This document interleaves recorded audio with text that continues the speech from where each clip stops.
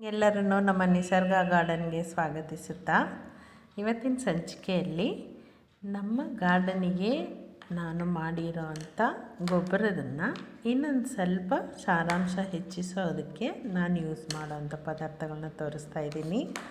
ಇದು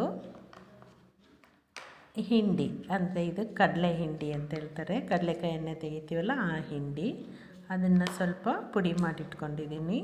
ಅದರ ಜೊತೆಗೆ ಎಗ್ ಶೆಲ್ಸನ್ನು ಹಾಕಿದ್ದೀನಿ. ಇದು ಆಲ್ರೆಡಿ ನೋಡಿ ಈ ಥರ ಪುಡಿ ಮಾಡಿದ್ದೀನಿ. ಕಡಲೆ ಹಿಂಡಿನ ಕುಟ್ಬಿಟ್ಟು ಪುಡಿ ಆಗಿರೋದು. ಈಗ ಇದು ಗೊಬ್ಬರ ನಾವು ಮಾಡಿರೋ ಅಂಥ ಕಿಚನ್ ವೇಸ್ಟ್ ಕಂಪೋಸ್ಟ್. ಇದು ಸ್ವಲ್ಪ ತೊಗೊಂಡಿದ್ದೀನಿ.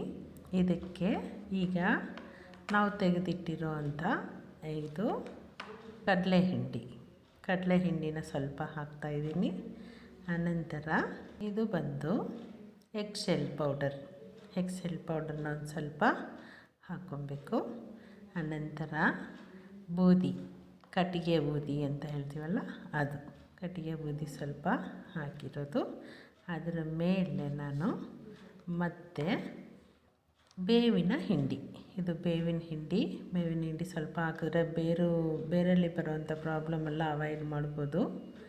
ಆನಂತರ ಇದು ಮಜ್ಜಿಗೆ ಮತ್ತು ಬಾಳೆಹಣ್ಣನ್ನು ಪುಡಿ ಚೆನ್ನಾಗಿ ಗ್ರೈಂಡ್ ಮಾಡಿ 2 ದಿನ ಇಟ್ಟಿದ್ದೀನಿ. ಆ ನೀರನ್ನು ಇದಕ್ಕೆ ಸ್ವಲ್ಪ ಈ ಥರ ಹಾಕಬೇಕು. ಹಾಕ್ಬಿಟ್ಟು ಚೆನ್ನಾಗಿ ಕಲಸಿ ಇದನ್ನು ಇನ್ನೊಂದು 15 ದಿನ ಇಟ್ವಿ ಅಂತಂದರೆ ನಮಗೆ ತುಂಬ ಉಪಯುಕ್ತವಾದಂತಹ ಕಿಚನ್ ವೇಸ್ಟ್ ಕಂಪೋಸ್ಟ್ ಆಗುತ್ತೆ.